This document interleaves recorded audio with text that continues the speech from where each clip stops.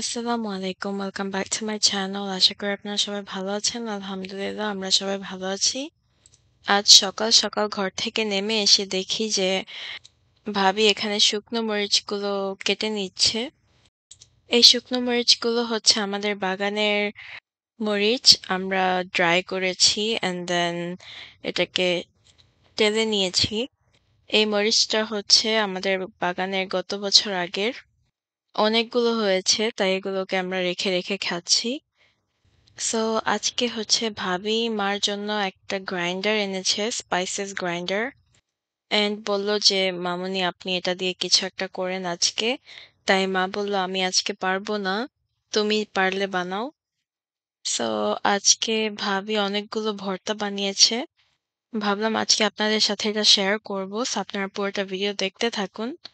এটা হচ্ছে গ্রাইন্ডারটা, spice grinder. And it's made out of ceramic. এই গ্রাইন্ডারটা হচ্ছে অনেক হেভি অ্যান্ড এটা পরিষ্কার করে নিতে হবে এটাতে কিছু বানানোর আগে। আমরা ভর্তা সবসময় পাটাতে বেটে খাই কিন্তু আজকে এই গ্রাইন্ডারের মধ্যে আমরা ভর্তা বানাবো। সো ভিডিওটি দেখতে থাকুন। এখানে শুকনো মরিচগুলোকে টেলে নেওয়া হচ্ছে কারণ যেগুলো আমাদের আগে ছিল সেগুলো শেষ হয়ে গেছে। এখন আরো কিছুটা নিয়ে টেলে তারপর এটাকে রেখে দিব যেন যখন দরকার হবে তখন এটা নিয়ে খাবো।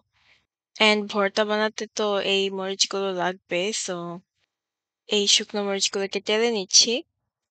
গ্রাইন্ডারটাকে পরিষ্কার করার জন্য এখানে রাইস নেওয়া হয়েছে।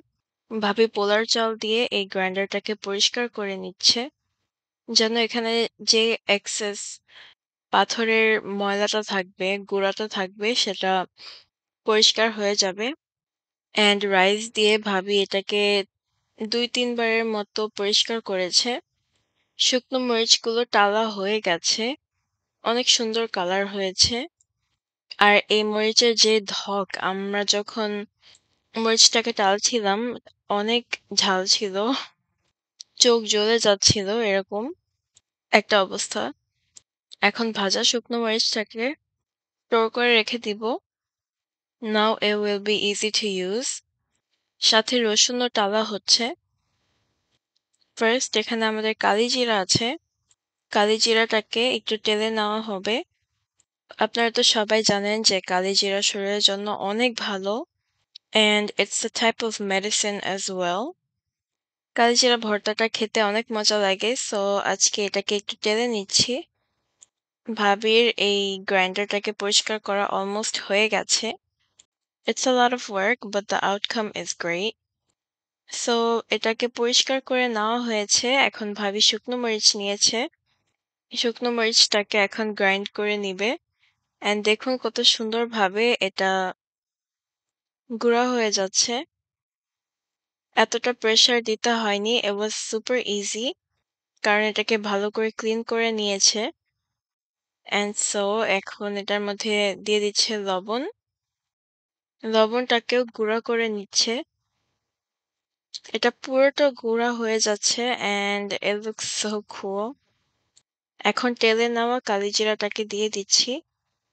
এখন কালিজিরাটাকে গুঁড়া করে নিচ্ছে। এটা হচ্ছে সার্কুলার মোশনে ইউজ করতে হবে অ্যান্ড অল্প, অল্প করে নিতে হবে যেটাই বানানো হয়। And what I saw is that dry জিনিস একটু সময় লাগে গুঁড়া করতে। কারণ সারফেসটা অনেক smooth and it's not rough. So it takes a lot of time to grind it.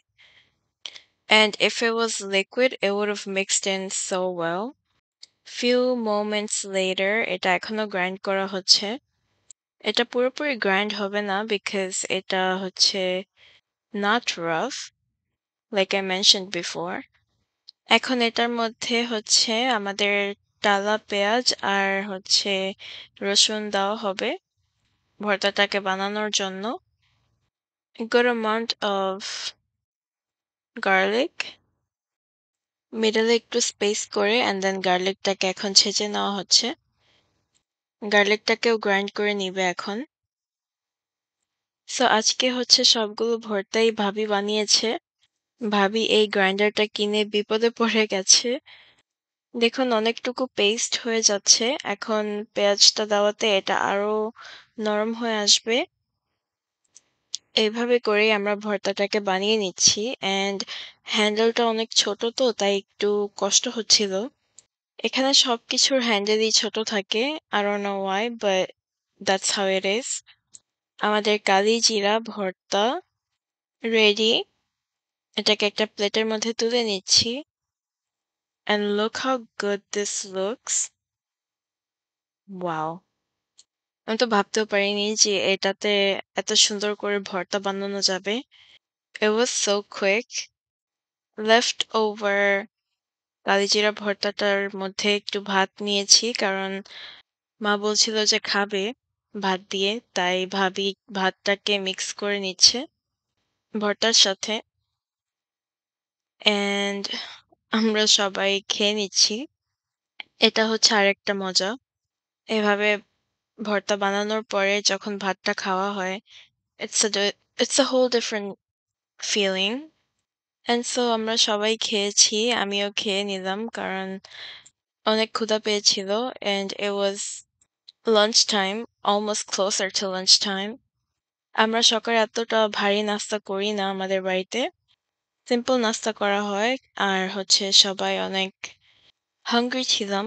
তাই অল্প একটু ভাত খেয়ে নিলাম।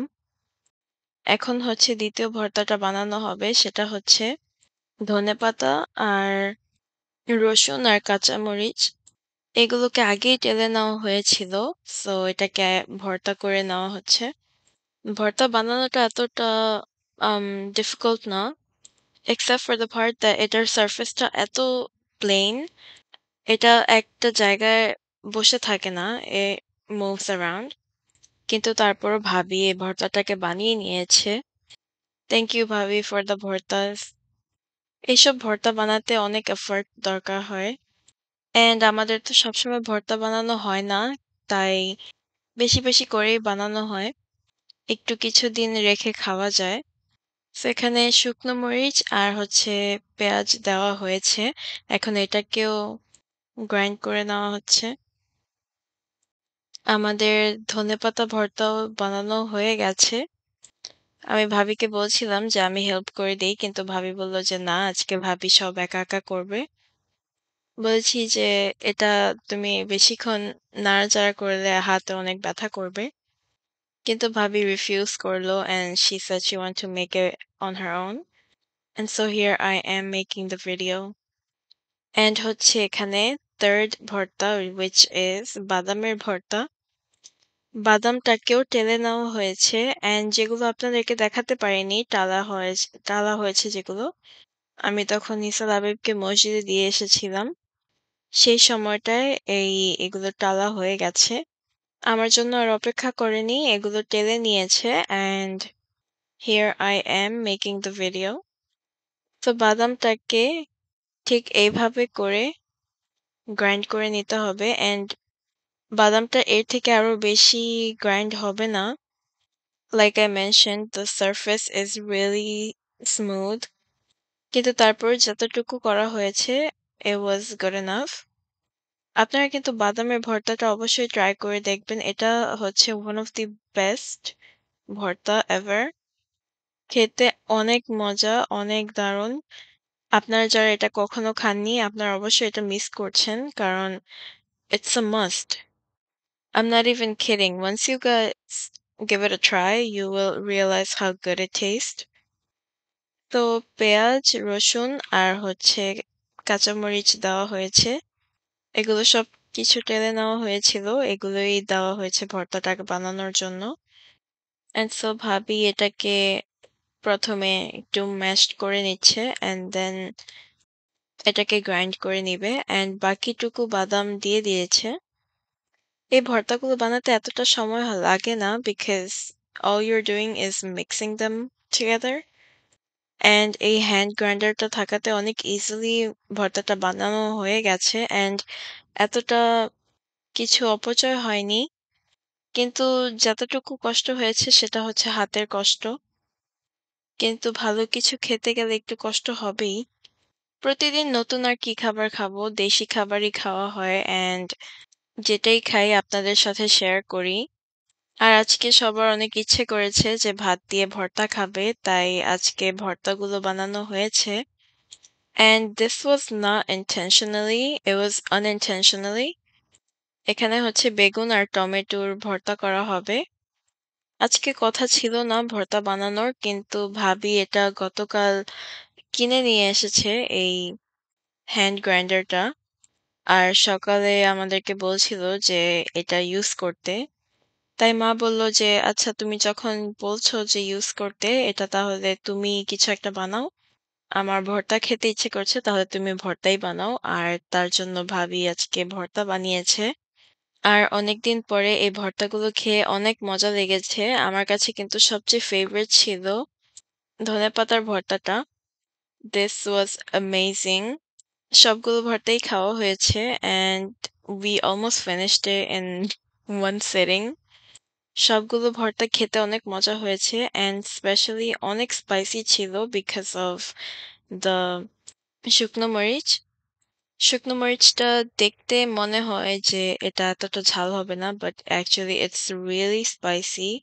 আমি একদিন আলু ভর্তা বানিয়েছি, একটা আলুর সাথে ৫টা শুকনো মরিচ দিয়েছি। ভেবেছি যে ঝাল হবে না। কিন্তু যখন বানানো হয়ে গেছে অ্যান্ড আমি এটাকে ট্রাই করেছি, আমার পুরো মাথা গরম হয়ে গেছে। It was so, so spicy. And that's when I learned my lesson. And so আমাদের ভর্তাগুলো আজকে বানানো হয়ে গেছে। এখানে হচ্ছে কালিজিরা ভর্তা, ধনেপাতা ভর্তা, এটা হচ্ছে বাদামের ভর্তা, আর এটা হচ্ছে টমেটো আর বেগুনের ভর্তা। আজ সবাই ভাত এনজয় করব ভর্তা দিয়ে। সো আপনারা কমেন্টসে জানাবেন আপনাদের কোন ভর্তাটা সবচেয়ে বেশি ভালো লাগে। আজকের জন্য এই পর্যন্ত। আল্লাহ হাফেজ। আসসালামু আলাইকুম।